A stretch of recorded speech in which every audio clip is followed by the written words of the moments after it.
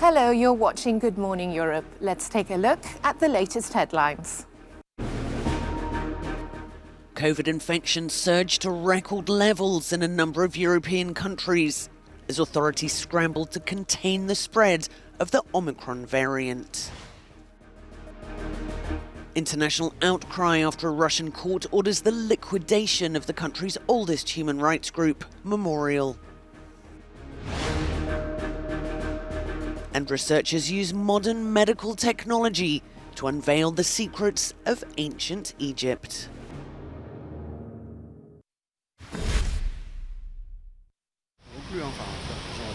France has reported a record number of new COVID-19 cases in a 24-hour period, almost 180,000, the highest ever number in Europe. New measures are scheduled to come into effect next week, including capacity limits on big events and requiring seating at concerts and in bars. However, no drastic restrictions were imposed before New Year's Eve. No single measures will resolve this issue. We are facing the unknown with these variants, and I think that the government is trying to do its best while it is also trying to preserve individual liberties. Greece also registered a record number of cases, soaring to over 21,000, the first time it's been a 5-digit number. The regions of Attica and Thessaloniki were particularly badly hit. Portugal had a similar story, but the number of hospitalizations, like in other European countries, remains comparatively low. About 87% of its population have been vaccinated, which is one of the world's highest rates. Meanwhile, Poland is bucking the trend. Cases there have recently fallen by 30%, and therefore no further restrictions are in the pipeline.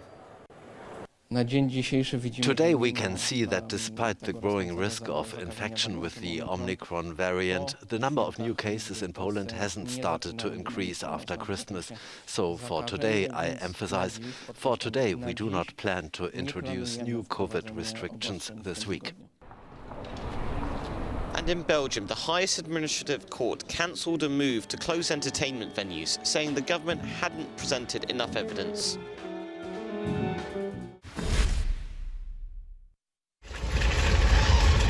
Israeli officials have marked a recent bird flu outbreak as the deadliest wildlife disaster in the country's history. At least 5,200 migratory cranes of the 500,000 which travel through Israel on their way to Africa lie dead in the Hula Valley as authorities struggle to contain the site. A spokesperson for the Hula Lake Park said the workers were removing carcasses as quickly as possible to prevent infections from spreading to its other wildlife. This year, an estimated 30,000 cranes remained in the country for the winter. It is believed that those infected caught it from poultry coops. An agricultural ministry spokesman said 500,000 chickens in the area were to be slaughtered.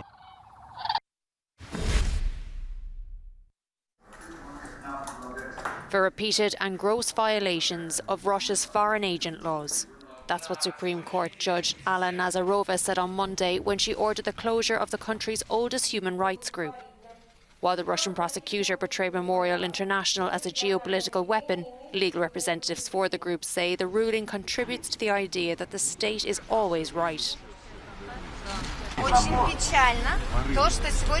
happened today was very sad, although it would be untrue to say we weren't ready for it. It's one of the unfortunately predictable outcomes of the present judiciary system. Of course, this is not over. We will appeal. And the memorial will live on with the people.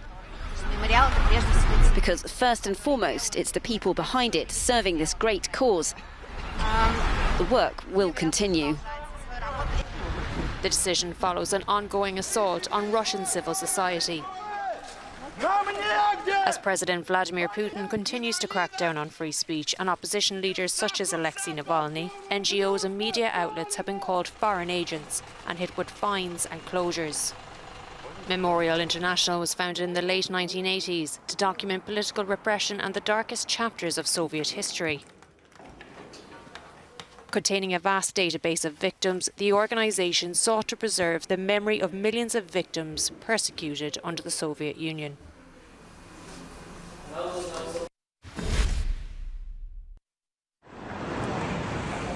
As Joe Biden enjoys time with his family, the prospect of war may seem a million miles away. The US leader said he'll talk to his Russian counterpart Vladimir Putin this week and isn't ruling out a meeting in person on January the 10th, when talks are planned between the two powers. At the UN, Russia's deputy envoy emphasized the importance of the meeting. I don't think that our colleagues will get away with some blah, blah, blah thing, as Greta Thunberg puts it. So we really want something serious this time. It's not an ultimatum. It was also underlined several times by my foreign minister and my president. It's a constructive proposal, but it's the proposal that works for everybody and that is in the interest of everybody. Tensions have been constantly rising between the powers. This week, Russia held military drills on its western border, where a massive troop buildup has led to concerns that Mr. Putin plans to invade Ukraine. While Moscow denies this, it says that it will have to take adequate military technical measures if the West continues its aggressive course on the threshold of our home. All eyes are now set for the meeting on January the 10th.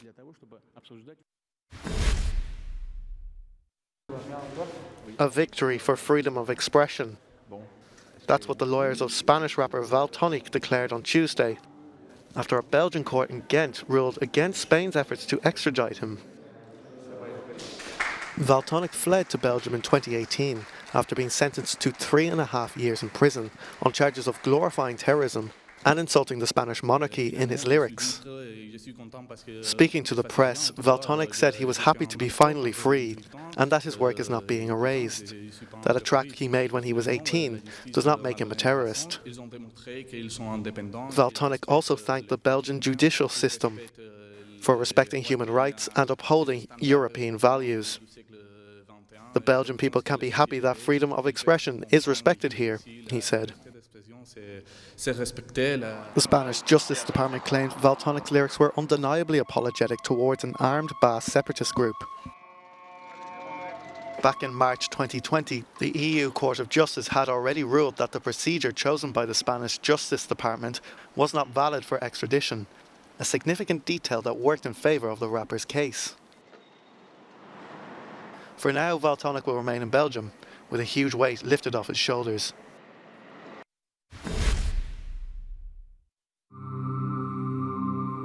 Egyptian researchers have succeeded in unlocking the secrets of the mummy of Amenhotep I without touching a single strip of his bandages.